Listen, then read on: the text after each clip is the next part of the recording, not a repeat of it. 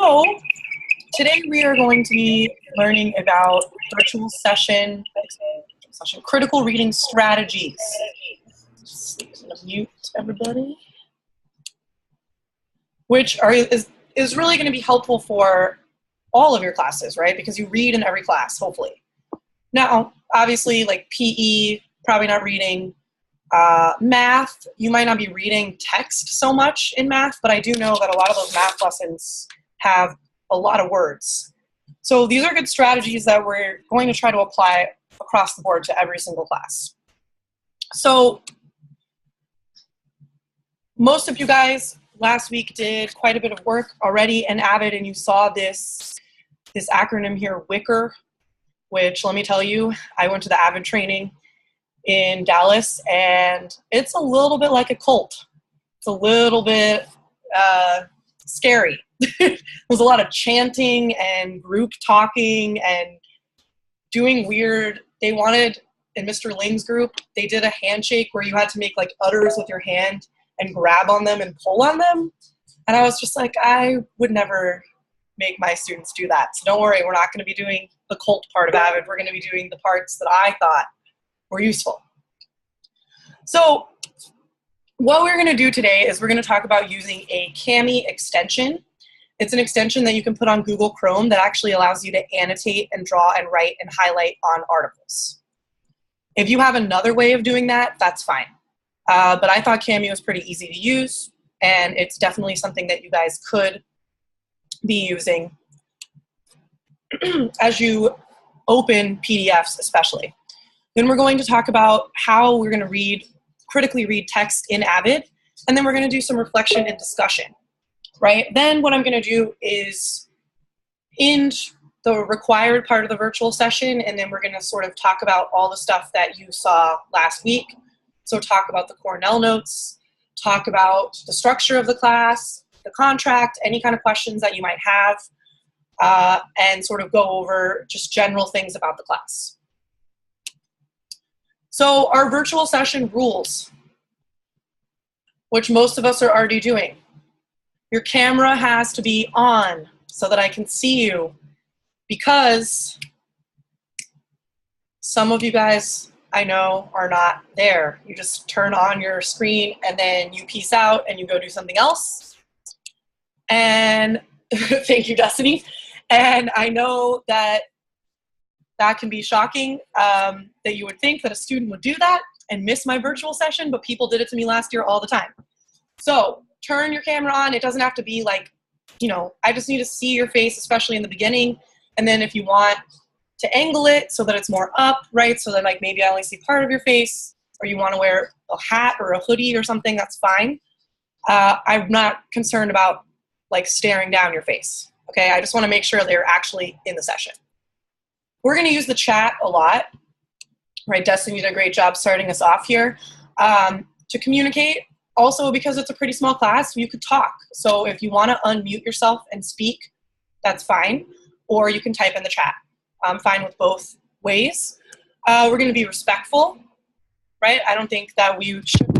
We have such a great group of people in this class. And we are going to make sure that we participate. So if I ask you guys to do something, do your best to participate. You don't have to write like a paragraph or something like that. Just tell me here that you're alive and that you're trying. So we're going to do a little icebreaker with some memes here. It was really hard for me, guys, to pick school-appropriate memes, so I did my best, because you know how many, non-school appropriate ones there are. So take a second here to look at these 6 memes, and I want you to pick the one that you think best represents your personality. And you could type in the chat. You could describe which one it is. You could say like top right, top left, etc. So just taking a look at those, which one do you think represents your personality? And go ahead and tell me in the chat when you've decided.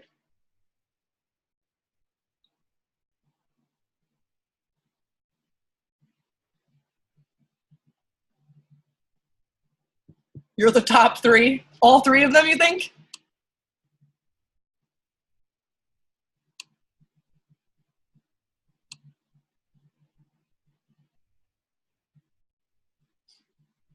SpongeBob. Okay.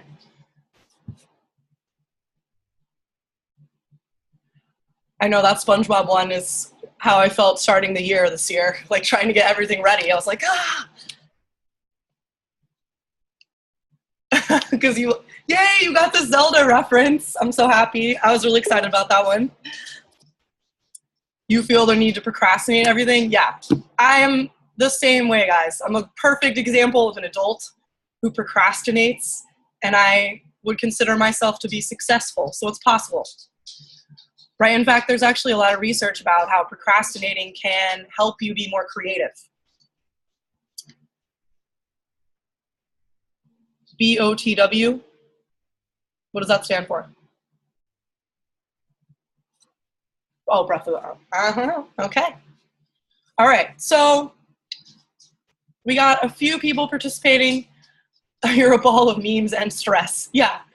So if you didn't get a chance to type in the chat, go ahead and type in there if you can once you've joined us here. But I thought that was kind of a fun way. I know a lot of you guys probably know people who fit this I don't know, LOL, dog meme. Because I get a lot of answers like that when I ask science questions in science class. I don't know. So what we're going to do also is something that I wanted to do last week. Sorry, this virtual session has a lot of like weird stuff put together here. But I want to make a group contract.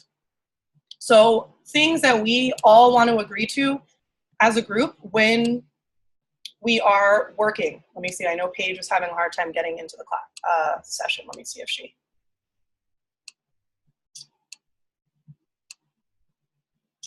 Let's see. Okay. Hold on. Let me see if I can get Paige in this AVID session.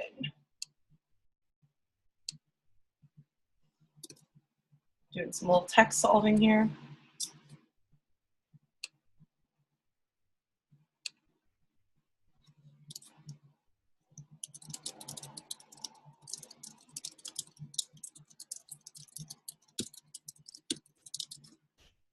Okay. So I want you guys to just take a second to think about, we are going to be once a week meeting for AVID. We are going to be doing some in-person stuff as well, doing some debating, doing some Socratic seminars, where we will be talking and discussing together. So I want you guys to think, as a group, what are things that we should agree to so that we can have a productive and fun time when we meet? So for example, one thing for me would be, I guess, like, show you are paying attention with your body language. Right? So you guys probably know what I'm talking about. You've probably had friends or parents even where you're trying to talk to them and you can tell they're not listening. Maybe they're on their phone or they're looking away and kind of like doing some weird thing where they're not paying attention to you. Right? So just showing that you're paying attention with your body language, meaning looking at the person, or, you know, you don't have to stare at them, but acknowledging that you're listening to what they're saying. So I want to hear what you guys think. Other things that we should agree to when we're working as a group. Okay.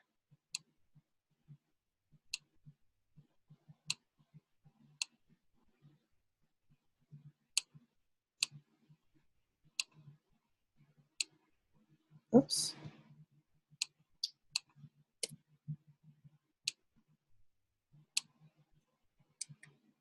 Anyone have any ideas? Because we will sometimes talk about things that aren't school related. Yeah, respect each other's thoughts. That's a great one, right? So some people might have a different opinion than you. Some of these articles that we're going to read might make you feel a certain way, right? Like we are going to read some about immigration, right? We're going to read some articles about social media. Might bring up thoughts or feelings in you maybe that make you upset or angry or Possibly somebody in the class says something that you're like, what?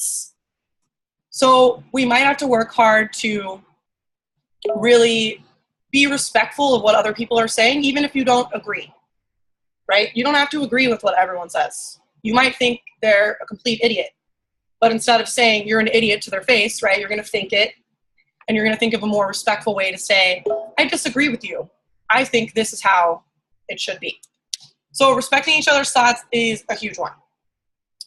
Anything else? Show you're paying attention, respect each other's thoughts.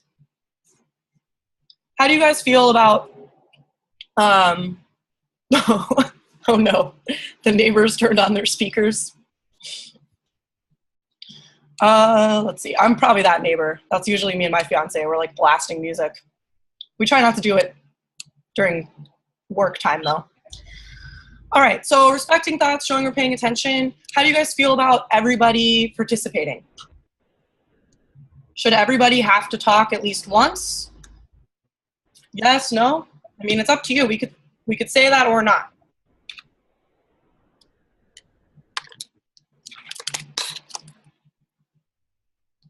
How about this? Okay, if you agree that everyone should have to say something at least once in a discussion, type 1 in the chat.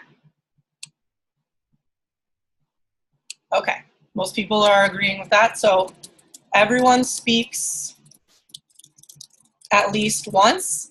And to add on to that too, you guys might know the kind of student, you might even be this kind of student where you dominate the discussion. That's me as a student. So let other people speak, right? If you're having a hard time with that, think about having 2 others speak before you. Because I know sometimes you guys are going to get super passionate, really excited about your opinions, your thoughts, whatever you're trying to say, and you will, I didn't mean to just erase that, and you will end up just dominating the conversation, right? Especially when it's something you're really passionate about. So keep that in mind, just letting other people speak as well. And again, that might not apply to you. You might be the one trying to remind yourself that you do need to speak. Can I hear the music? I can't.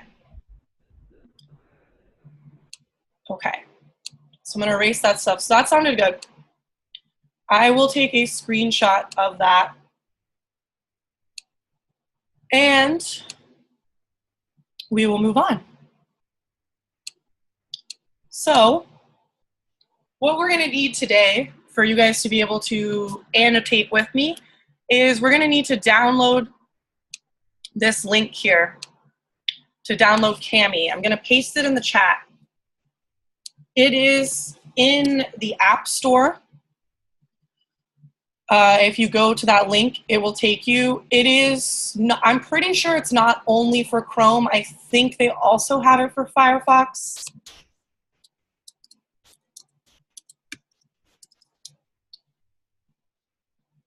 Yes. So here's the Firefox link if you are a Firefox user. And it should be pretty easy to download. I know Jessica had emailed me earlier that she had a problem downloading it. If you do, you might need to just try again later. But it should easily just install even if you have a Chromebook. Shouldn't be anything too crazy. So I'm going to show you guys what this actually looks like and how this could be useful to you. And I have to give credit where credit is due. Mr. Ling is actually the one that found Cami. He knows a lot about apps. So he found this, and then we were like, wow, this is amazing. So what we're going to be doing is we're going to be reading these articles 1 per week. And I tried to pick interesting ones. Either interesting, like something you guys would want to read about or something that I think you should read about. None of them are longer than 2 pages, so they're all pretty short. You should be able to read them pretty quickly. The first article that we're going to read today is called Spiders Could Theoretically Eat Every Human on Earth in 1 Year. And again, I have a link to that. So as you're getting Cami downloaded, It says it's blocked by admin. Uh-oh.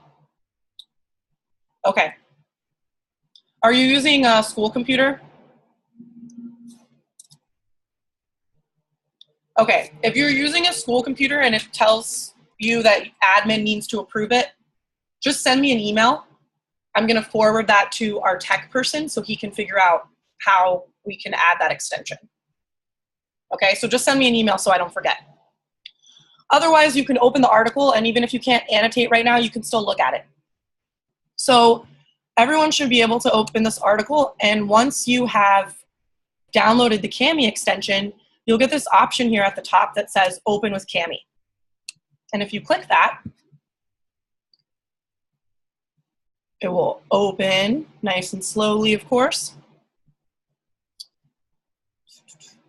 Okay, and now we have our article, and we have all these options here for things we can do to the text. And you can actually see I already highlighted on this article a little bit and numbered a little bit here. But basically, you can do highlighting, you can strike through, right? Meaning that you can actually put a line through text if it's something. You can do Cami now, but really I'm just showing you how it works. We're going to read in a second, and even if you can't get Cami to work yet, you can still read. So you can strike through the text, you can underline, you can add comments. So if you really were, doing something for like an English essay, you could actually have comments written. And you can draw on the article, you can add shapes, and you can even add images, right? There's a lot of fancy stuff.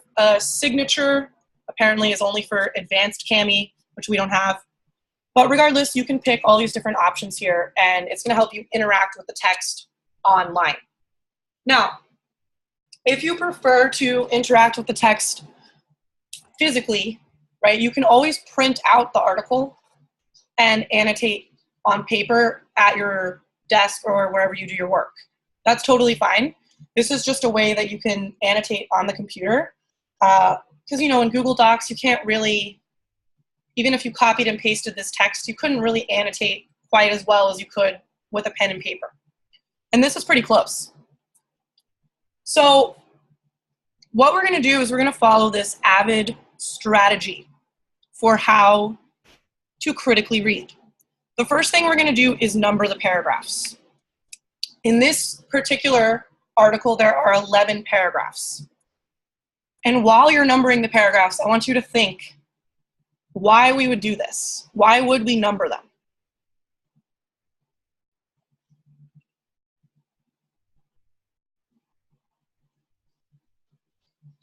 So we can go back to them. Yeah. So when we have a discussion about specific things in the article, I can say, oh yeah, in paragraph 5, he says, in other words, spiders could eat all of us and still be hungry, right? And then everyone can easily find that in the text. Later in the semester, we will do Socratic seminars where we're going to talk and share our opinions about the articles. And that's a great tool to have where you can point people to the paragraph that you're looking at, right? That way they don't have to be looking through the article to try to find what you're talking about. So take a few seconds right now to number the paragraphs. If Cami's working for you, try it out. If it's not, you might just have to number them in your mind, and that's fine for now. If you get done numbering, and then I promise I'll be quiet for about 2 minutes, I want you to try to use context clues to figure out what these words mean. If you can't figure out what it means from the text, then you can look it up online in a dictionary, right? But you're going to try to figure out what the words entomological, abundance, voraciousness, prey, biomass, and ferocity mean.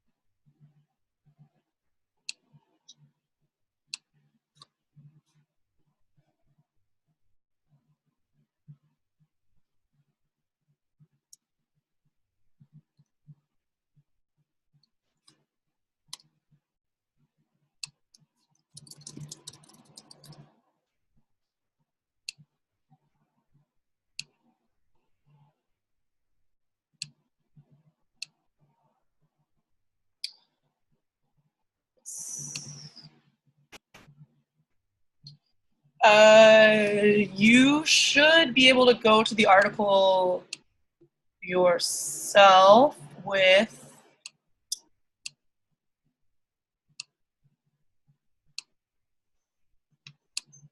this link, which you don't need Cami to get to this link, right? It's just a Google Drive link.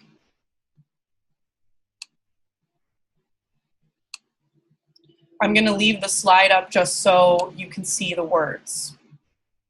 So when you have finished defining those words and numbering the paragraphs, please type a 1 into the chat for me.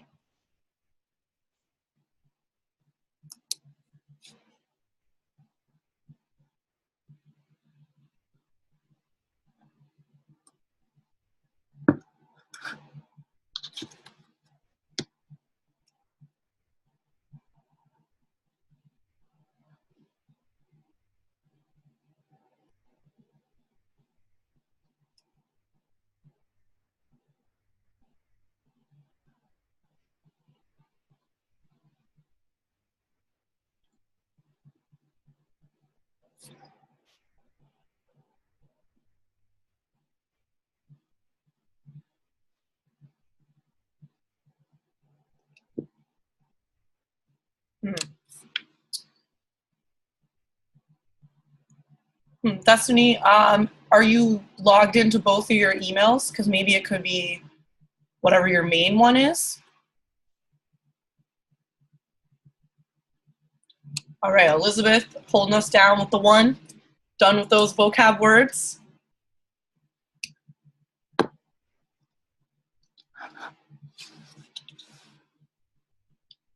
If you have finished with the words, you can move on to the next phase of critical reading, which is to quickly read through the article. Don't stop, don't really think about it, just quickly read, looking for main points.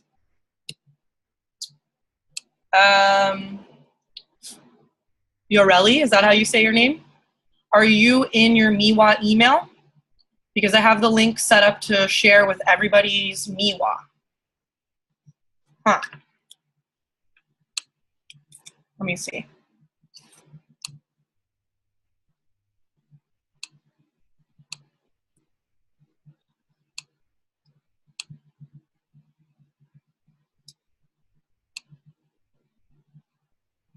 Dang, Zoom is so annoying. There's like too much stuff on the screen. I can't see my screen. Yeah, it should be set up that with anyone who accesses the link could view it. So you should be able to open the article.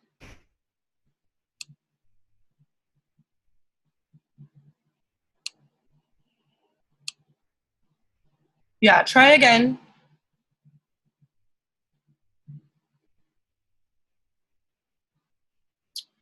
Cami wants to access the Google Drive stuff. Yeah, that's fine. It says that, but it's not going to access it unless you open it with Cami. It just wants to have access so that when you do click open with Cami, it can open it. I know it sounds scary. It sounds like they're going to like go in your Google Drive, but as far as I know, they're not. They haven't stolen any of my stuff yet, so we're good. Okay. How are we doing on vocabulary and numbering the paragraphs? I know we got a couple people having issues getting into the article.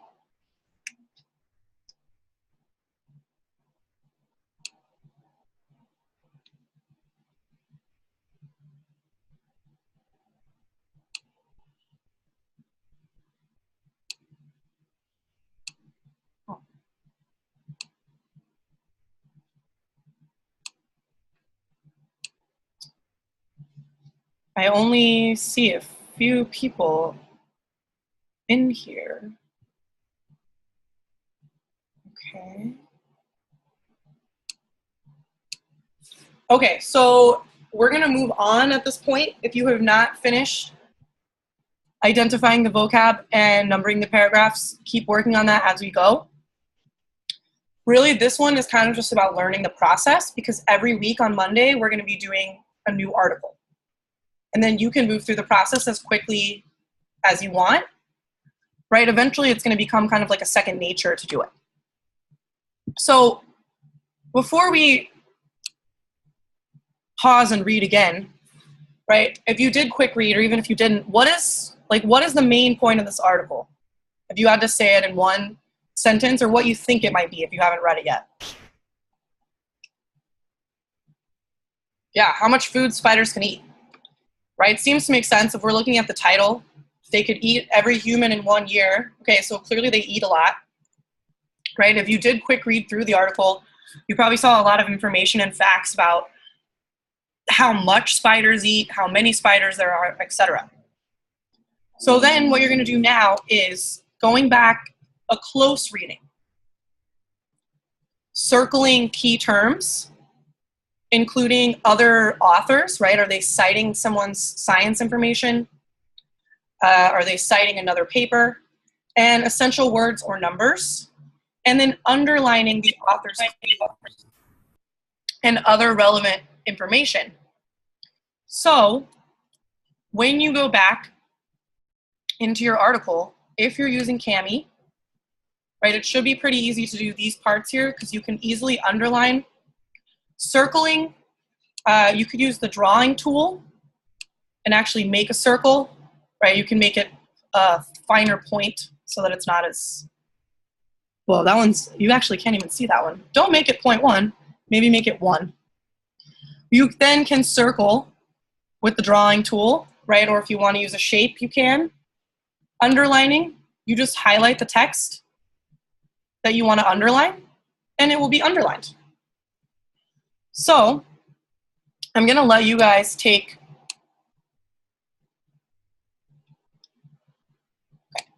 I want you guys to take 3 minutes right now and go through the article, circling other authors, essential numbers, essential names, and underlining key ideas.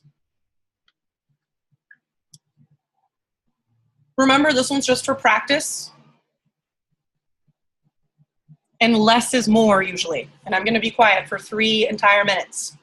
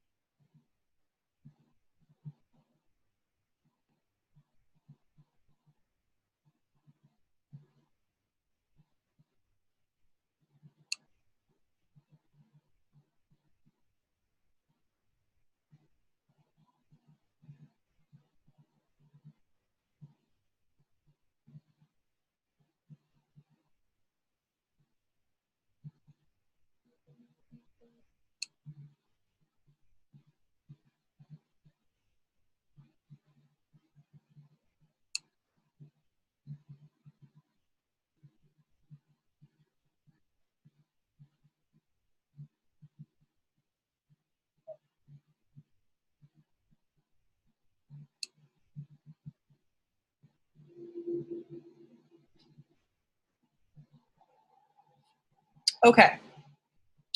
So I went through and underlined some parts that I thought were important, circled a few people's names here. First thing that I underlined is that a survey of North Carolina homes turned up spiders in 100% of them. Type 1 in the chat if you've seen a spider in your house in the past week. I definitely have. My backyard has so many of them. Oh, Destiny, you're lucky. There's one there, you just haven't seen it. Not to scare you, right? Also, I striked through this, but I probably would have underlined it if I wasn't just showing you guys how Cami worked here, but spiders eat mostly insects, right? So really they're eating mosquitoes, they're eating other spiders, they're eating flies, they're eating all sorts of, I would say, annoying bugs. And occasionally they can eat bigger things like lizards, birds, and small mammals, right? But those are insane spiders. Those are not usually the spiders in your house. In fact, it's pretty hard for spiders to bite you because their mouth parts aren't really adapted to be able to bite something as large as a human, right? So they can bite, and sometimes they do, but it's pretty hard for them. They're used to eating tiny, tiny insects. So these two scientists here, Martin Nefeller and Klaus Birkhofer, are the two who actually kind of put this study together, right? Where they really just estimated how many spiders there are in the world and how much mass they consume. So spiders eat between 400 million and 800 million tons of prey in any given year, right? That's a ton. Get it? It's a ton. Haha, it's a million tons. Okay. That's a lot, right? But we're kind of like, I don't really know how much that is. So we're going to keep reading. They also talk about how basically if you take up all of the mass of humans, you add on some extra mass for kids, then you end up getting less than what spiders can eat in a year. So if spiders really wanted to and they went in on eating humans, we would just be gone. Right? They did a lot of estimating for this. I probably should have circled the word estimate, right? Because, you know, they really couldn't physically go out and count every single spider. It makes me physically cringe. Yeah, exactly. So spider density, right? How many spiders are in a given place? There's about 131 spiders per a square meter. Now, if we're thinking about what that might mean, right, this is probably about half a meter with this long ruler, which I can't even show you guys the whole thing really. If you've ever seen a meter stick, you want to think about making a box with that. There's probably 131 spiders found in that meter. That's a lot. Obviously, some places have less, right? Deserts are going to have less spiders. So the most important stuff that I underlined here at the end, right, is they actually give us something to actually think about here, which is how much the spiders weigh, right? How much there actually are of them. So we know what the Titanic is, right? It's a humongous ship. All the mass of every spider on Earth, 478 Titanics. That's a lot of spiders, right? Now think this is spread out in the world. This is not just in Oregon, not just in your house, right? But all over the world, there's 478 Titanics of spiders. And not only that, but they can eat 10% of their body weight in meat.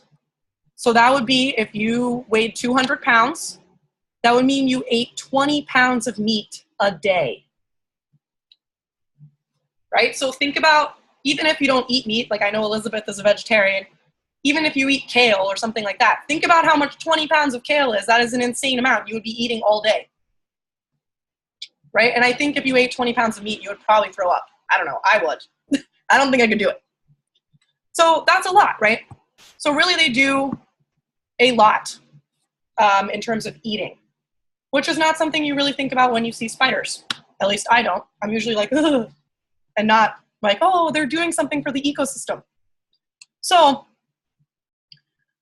really, the thing is they're eating bugs, right? And because they're eating bugs, you actually end up having less mosquitoes, less flies, less of those big gnats that just hang around and float. So they actually do benefit the ecosystem. And if we took them away, you would get a lot of bugs. Because think about how many bugs. They're eating 20 pounds of meat of bugs a day, basically, in the spider world. And if we took them away, that's a lot more bugs.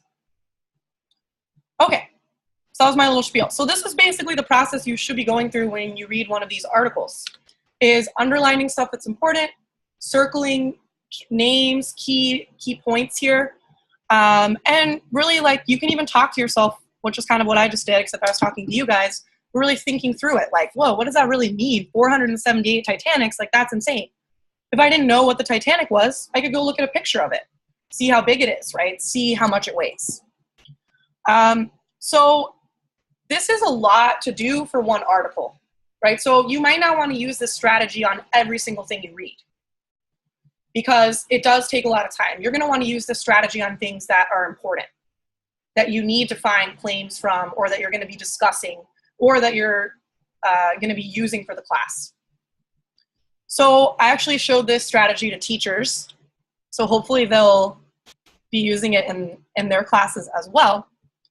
But the last part of this really is to critically think and reflect. So these are the two questions that you're actually going to be turning in on Canvas to me, that you can now really think about. And you can always go back and look at the article more before you answer. You don't need to answer them right now. But based on the author's argument in this article, what would the world be like if all spiders went extinct at once? And knowing what you know now about the ecological niche, or really the role that spiders have in nature, would you kill one in your bathroom? Why or why not? And if you say yes, I will not judge you. I have a thing, if spiders have a lot of hair on them, I usually kill the hairy ones because they creep me out. If it doesn't have hair, if it's huge, I kill it. If it's not, I leave it alone. But after this, I actually got really into learning about the spiders in my backyard after reading this article, so I found out most of them are really harmless. Right, so these are the two questions you guys are going to ask. And every week, I'm going to give you a new article. We have some really cool articles that we're going to be reading. Let's see, I'll give you guys a little sneak peek here. There's one about Instagram's terms of service, something about fossils. We got stuff about, are college degrees the new high school diplomas? Immigration, yes, we should tighten our borders. No, we shouldn't. Also something about pedestrian deaths and people getting killed by cars, right? So a bunch of different topics that we're going to be reading about and practicing these skills. And every week I'm going to be giving you new vocabulary words, like I did here, for you to try to use your context clues. I'm not going to lie, building vocabulary is boring and hard, right? It's a lot of work to build vocab and be like used enough to it that you could use a word. If I asked you to use biomass in a sentence, right, you're probably going to be like, what? Look it up, figure out what it is. So we're going to kind of build vocabulary slowly here by doing this and by doing some vocabulary flashcards, which is going to help you on the SAT. And if you're not going to take the SAT, it's going to help you just have a higher vocab usage, right? In your papers and in your work for high school and in your career in the future, you'll actually have a bigger vocabulary, which is always impressive to people because it's a lot of work to build one. Cami annotations. Okay, yeah, so for this week, you don't need to turn in your Cami annotations unless you'd like to. If you would like me to give you feedback or just check out what you did. But in the future, I'm going to ask you to turn in the annotations because I'm not going to be doing this with you. So I'm not going to be, seeing that you're actually going through the steps and trying to follow along with me. So in the future, I'm going to ask you to turn in your annotations. If you want to turn them in this week, that's fine. But I'm not going to require to you. So this was a practice, yes. I do want you to turn in the critical thinking questions, though. So that's going to be like your exit ticket, proof that you were here kind of thing. What grades have to take the SATs? Usually people take the SAT in junior year. You can take it as a 10th grader. right? You can take it, I think, as many times as you want, I'm pretty sure. But we are going to be getting SAT books for this class that you can start looking through and start studying. It's never too early to start looking at it. And we'll talk more about that in the future, but I know if you wait until junior year to start studying for them, you're going to be like, because it's a lot. So we might as well start now. Okay, so this concludes the required part of the virtual session. You need to turn in the critical thinking and reflection questions. And you can turn in your annotations. You don't have to. If you weren't in the virtual session, you're going to turn in your annotations. But you guys were here, so you don't have to. Otherwise, what we're going to do now is just talk a little bit more about the class. So if you are going to leave, go ahead. Otherwise, let's see. Okay. So I wrote this class, and so far I have written about 9 weeks of the class. And I've only published some of it here for you guys because I didn't want people to get too far ahead. But basically, every single day, you're going to have a little bit of work for AVID. I tried to keep it to where you have like 20 to 30 minutes a day. Shouldn't be too much more than that. And once we get into a routine, it's going to be pretty quick. So Mondays, for the most part, are critical reading days. For example, next week is the critical reading about Instagram, right? So on Monday, you're going to do this process again, reading the article. There's critical thinking questions, annotating using Cami. Day 2 of the week is usually something to do with vocabulary. Sometimes also has to do with quick writes. And I know the quick writes people have been kind of like, you know, what is this? Really, it's just a way for you to get your thoughts out. It's kind of like a diary almost, except academic or goal focused. Really just get you thinking about what you're thinking about, which is kind of hard to do, right? But rarely do you ever get to just write and not have to edit and put it in paragraphs, et cetera, et cetera.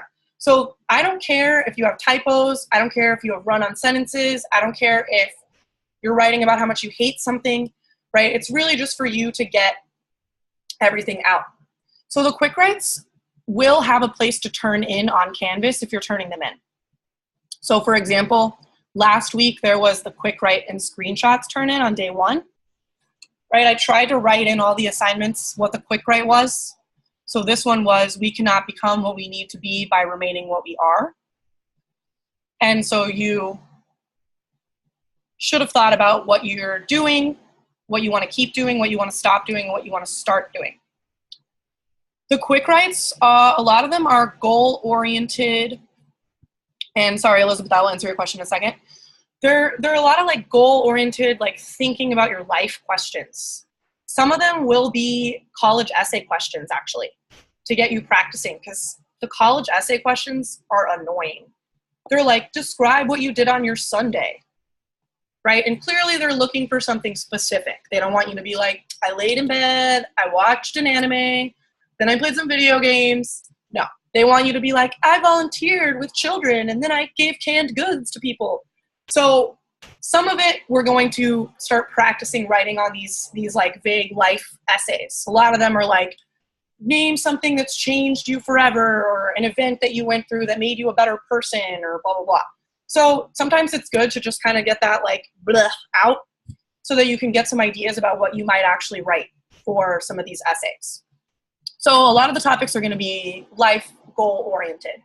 I will put a few like academic ones. I even made a math one about buying a blender, which you guys will get to in a couple weeks. And Elizabeth's question was, are we allowed to work ahead? Yeah, you can work ahead. So if on Monday you want to just do everything for the week, that's fine.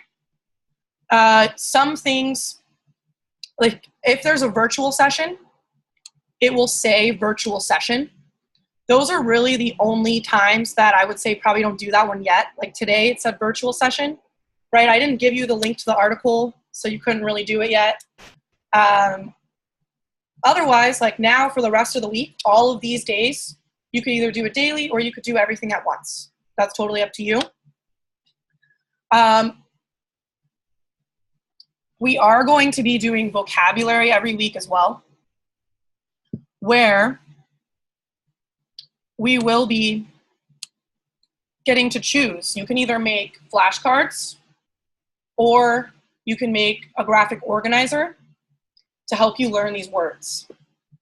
And we're gonna have timed quizzes on the words where I'm going to trust you to not use your notes, right? Because this is really to benefit you. So for example, this week, these are the 5 words that we're gonna learn.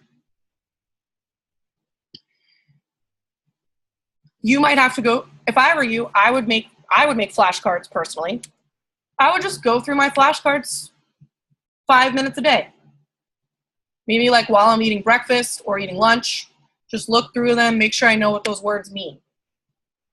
These are all SAT words, by the way. I picked all SAT, and I picked a few content words from content, like from science, because I'm a science teacher, and math. So these are all words that you will benefit from knowing. And I also tried not to pick stupid. They have some SAT words that you'll never see. I didn't get those. I picked ones that you might actually see in writing. If you turn in an assignment late, do you get points taken off? No, right? There's no lateness. This class is a pass-fail class. Really, if you've done 50% of the work, you're gonna pass the class. That's what I'm looking for, that you're putting in effort and you're trying. So this class is really to benefit you, right, in developing your skills.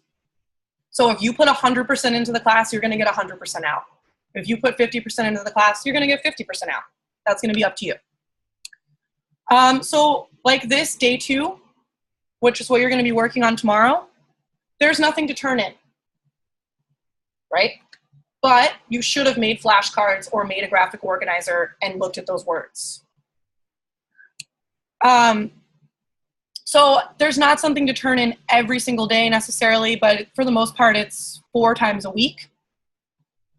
We are going to also be talking about online studying, kind of how that works. And we're going to be talking about public speaking.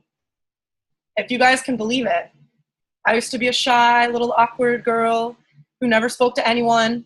And now I love public speaking. In fact, all my jobs involve me public speaking.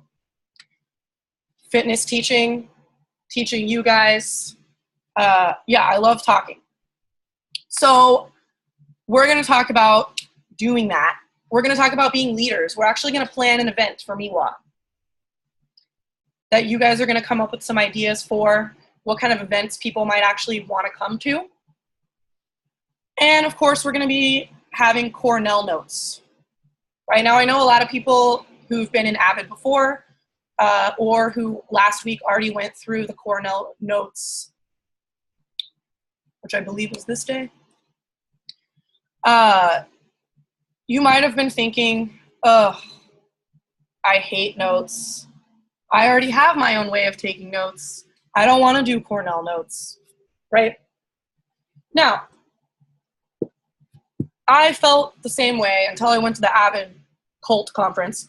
And actually, there is a benefit to doing the Cornell notes. What I want you to focus on is doing the Cornell notes for your main classes, right? I don't care if you have notes for PE. I don't care if you have notes for your electives, right? You might want to because they might have a lot of content.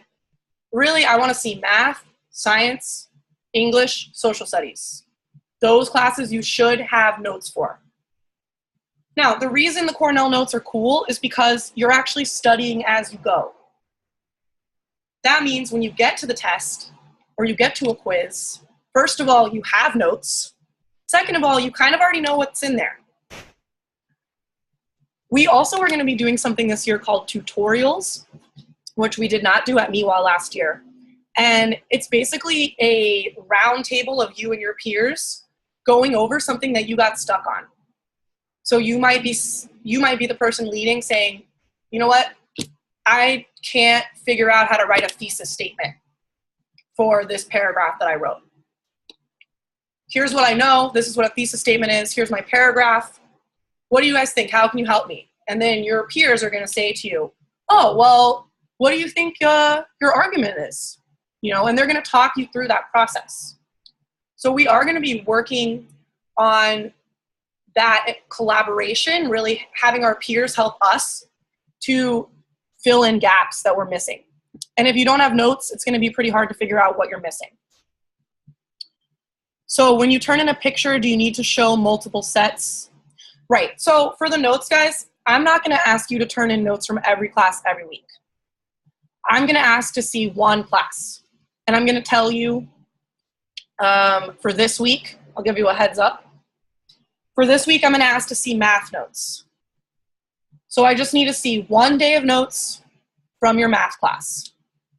It could be from today, it could be from Friday, it could be from whatever day you want, but I'm going to be seeing math this week. Next week, it'll be a different subject. Okay, I'm trusting that you're doing the notes to the best of your ability. Again, some lessons, really, maybe you can't do notes on them. That's fine. They might not have that much information.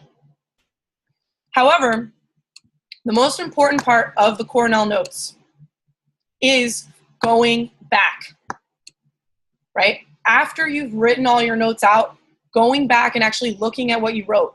Sometimes you're going to write nonsense down that you didn't need, right? Sometimes you might have written something down and you're like, oh no, what is that? I don't know what that is, right? Or your handwriting, if you're writing by hand, or you're typing, you spelled it really crazy and you're like, those are the kinds of things that we're going to be looking for, because that's where you're going to say, this is where I'm confused.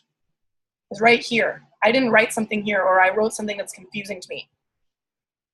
It's also important to write these questions on the sides. Some of your teachers might actually give you those questions, right? I know when I'm going to be doing, on Friday, we're going to be doing science Cornell notes. I'm going to give you guys those questions to show you kind of how I set the notes up. But if you're doing a lesson from Canvas, you're not going to have those questions. You're going to have to think about, okay, what question could I ask today that this information answers? And that's going to be helpful, because then when you're studying, you can look and say, what research supports revisiting notes? Oh, I already remember that stuff. Next part. How much do you remember when you revisit notes? Oh yeah, let me look at that part. Right, and this stuff that I wrote here is actually true. If you study even just a few minutes on day 2, 10 minutes it says, I would say even 5 minutes, you're going to remember so much more. Right, and this might not seem super important right now. You might be thinking, well, I can remember all the stuff that I'm learning. Like, I'm not in that many classes. I don't have that much stuff to do. Here's the thing. When you get to college, you will have a lot of stuff, right? And if you already know how to do notes like this, you're going to just quickly go through the process and you're going to retain so much more information. You're not going to be that person. Well, you might be, because I still was, in the library the day before the test trying to memorize everything, right? Because you'll already kind of remember it. And you can just go back and look through it and see the parts that maybe you need to revisit again. So try your best to do the Cornell notes. I would say if it seems really overwhelming to you, you're like, there's no way, Miss Jamie, there's no way I could do this for every class. I will give you a heads up on, for the first few weeks at least, which class I want to see notes for, so that you can practice those notes. And I would say, really, if I were you, pick your class that's the hardest for you. Make those your best notes. If math is the hardest for you, really work on those notes. If science is the hardest for you, work on those notes. That way they're actually beneficial to you, right? If English is super easy for you, okay, don't worry about the notes so much. Make sure you get the important stuff down, but you probably don't need to be spending a lot of time reviewing them. Cornell notes are really useful. I've been using them since 7th grade. Yeah, I think there's just this initial kind of like, oh, this seems like a lot of work. Because it does seem like a lot of work, right? But it's to benefit you in your studying. So again, if it seems overwhelming, focus on one class and really go in on that class. You don't have a social studies class, Destiny? That seems weird. Well, then I will say social studies or science. And you can show me science instead. And if you're in my science class, which unless you're in physical science, you are, we're going to be doing Cornell notes in science. So every week you'll have at least one set of Cornell notes for science, which is great because then the other lessons you can do by yourself. Okay, other things about the class, let's see. So tomorrow we are having a AVID parent night. You guys should have gotten an email about it. Hopefully you can come. We're just going to talk more about AVID. We're going to do an icebreaker called Chocolate River, which some people might have done last year. It's really fun. And we're going to answer questions. I'm sure parents have questions. You know, they always have questions. So if you can come tomorrow, please try. And you can meet me in person if you haven't met me already. And you can ask questions too if you have any more. Otherwise, let me hear about your questions. What do you guys have questions about that I haven't answered yet?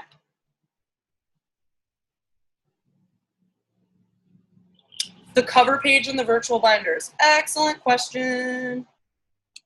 Okay.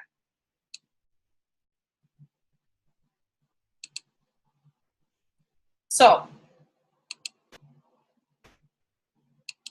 the cover page is supposed to be like a table of contents.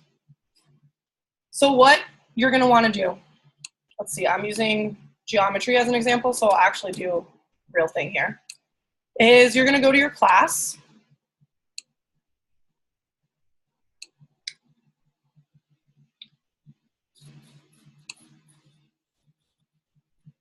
Okay, so I'm in geometry, and it looks like my first lesson is called Using the Coordinates. So I should have taken notes on that, right? Geometry doesn't have nice little labels next to it, so I'm going to call it exactly what it's called in Canvas. So my first thing on my cover page is going to be Using the Coordinates Notes. My second thing is going to be, oh look, a Using the Coordinates quiz. Right, that's what the little rocket ship means, quiz. So I didn't have to write anything down for that necessarily, but maybe I did show my work, right? So Using the Coordinates quiz. Okay, my next thing is going to be slope. So I would call my next part slope notes. Sorry, I can't see what I'm typing here because of the chat. Okay, there we go. Got a blank space there. Slope notes. Then my next one would be called Coordinate Geometry Module 6 Quiz. Right, again, if you're not going to write anything down for the quiz, then it doesn't matter. But that way, what you're going to do is you can actually link to your notes and to all of your assignments from your cover page. So using the coordinates notes, let's say that my spider article was my notes. I'm going to come here, insert link, put my link in there, and voila. Maybe I write this down here, but I say in Canvas, because I'm not going to link anything to it. Slope notes.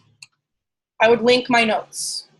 So if you're doing your notes by hand, right, you might actually just want to make a table of contents by hand and maybe number the pages of your notes. That way you could say, like, using the coordinates is page 1, slope notes is page 3. Really, the whole point of this cover page / table of contents is so that now when you get to the end of a module, for example, all your notes are there. All your assignments are there. Everything is organized. You can go back and easily find it. Because if you guys have a drive like mine, right, look at my drive. It has a million things in it. I'm not finding anything here. So the cover page is going to be kind of up to you how you want to organize it. If you want to link like I did here, if you want to just write out the order of stuff that you did so that you could search for it, that's also fine. This is kind of a learning process because I've never really done a digital binder before. I've only done physical ones. So if this seems like it's not working out for you, then you guys will tell me that towards the end of the semester and we'll come up with new ideas for how to do it. But I thought this could help you actually find stuff in your drive. Because yeah, I hear you, Destiny. After 3 years of school, your drive is a hot mess. I have all my stuff plus everything that every student has ever shared with me. So it's like 50,000 things, plus all the MIWA like staff stuff, which is not organized either. It's just like Do you show us a pic of your spiral? Yeah, so if you are taking your notes by paper, right, then you can just take a picture of them and upload that. If you're super organized, you could even link to pictures of your notes here, right? Not required, but if you wanted to do that, you could. So this is how the cover page is meant to be used.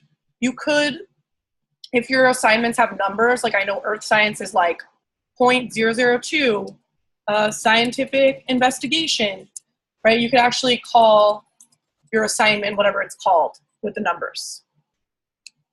But that way you can actually find your stuff. So, because I know how you, like, especially if you try to search like coordinate, you're like, oh yeah, maybe I titled it like coordinate something, and then you can't find it. Like, it drives me insane. And I'm not the most organized person, but like this is something that I think is helpful. In fact, what I did for my AVID stuff is I made an AVID folder, and I have everything organized by like lessons, debate, weekly tutorials, and I have general stuff. And that helped me so much because now I can just find what I need. All right, any other questions?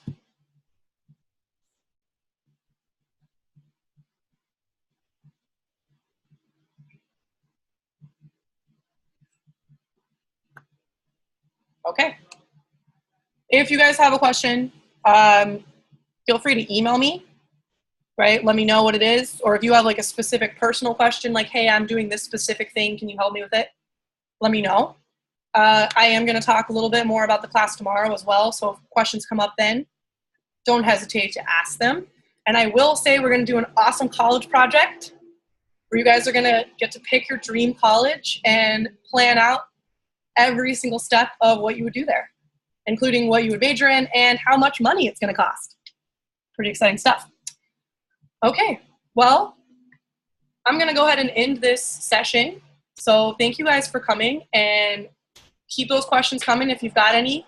Tomorrow you're going to be doing that vocab, so make sure you spend at least 5 minutes making those flashcards and trying to learn those new vocab words. And I will see some of you guys tomorrow night. Bye.